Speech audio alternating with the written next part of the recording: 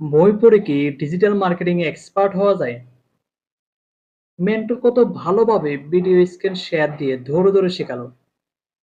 এই যে এভাবে ওয়েবসাইটে এখানে যাবেন, এই কোডটা দেবেন, তারপর এভাবে পিক্সেল সেটআপ হয়ে যাবে, গুগল অ্যানালাইটিক্স সেটআপ হয়ে যাবে।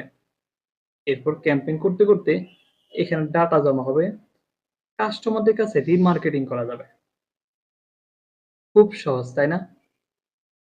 একদম বুকে হাত দিয়ে বলবেন, ভিডিও স্ক্রিন দেখে ধরে ধরে শেখার পর যা শিখলেন, বই পড়ে কি সেটা শিখতে পারবেন?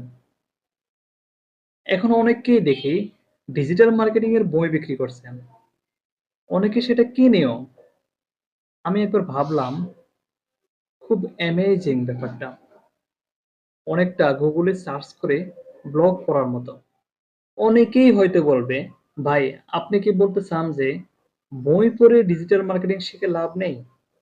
তাহলে আমরা তাদের বইগুলো কিনবো না? আমি বলবো অবশ্যই কিনবেন। তবে যদি ডিজিটাল মার্কেটিং এর ক্যাম্পেইন রান করতে না জানেন, ডিজিটাল মার্কেটিং এর অ্যাডভান্সটা জানা না থাকে, তাহলে বই কিনে শুধু শুধু লেখককে দোষারোপ করবেন না যে এই বই পড়ে কিছুই শিখতে পারলাম না।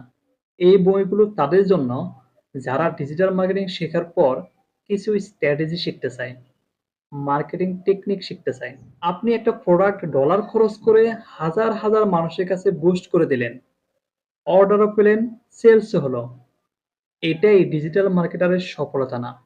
তাহলে একজন ডিজিটাল মার্কেটার তাকে বলে যে কম ডলার খরচ করে সর্বোচ্চ প্রফিটে সেলস জেনারেট করতে পারে, যে প্রতিযোগী কোম্পানি বা ব্র্যান্ডের সাথে তাল মিলিয়ে নিজের কোম্পানি বা ব্র্যান্ডের মার্কেট ভ্যালু তৈরি করতে পারে।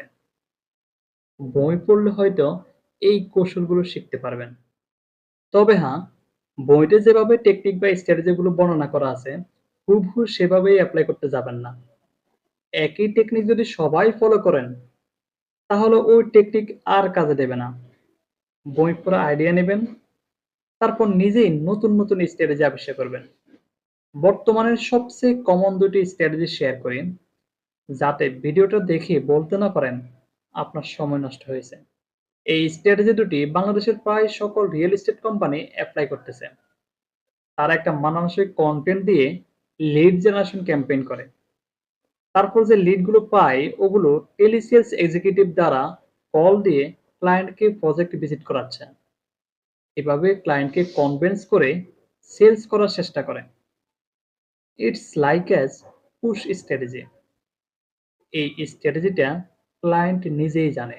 আরেকটা স্ট্র্যাটেজি হচ্ছে, কোম্পানিগুলো যেখানে সেখানে এত বিজ্ঞাপন ঝুলিয়ে রাখে যে কাস্টমারের মাইন্ডই সেট আপ হয়ে যায় এটা বুঝি অনেক বড় কোম্পানি। জায়গায় জায়গায় নাম দেখা যায়, কাস্টমার নিজে থেকেই কল দেয়, নিজেই অফিসে চলে যায়, জোর করে প্রজেক্ট ভিজিট করে আসে। এটা অনেকটা পাল স্ট্র্যাটেজির মতো। এই দুইটা বিষয় আশা করি আপনার পুরো মার্কেটিং লাইফে কাজে লাগবে। এবার আপনিই বলুন, ডিজিটাল মার্কেটিং রিলেটেড বইগুলো কি পড়া উচিত হবে?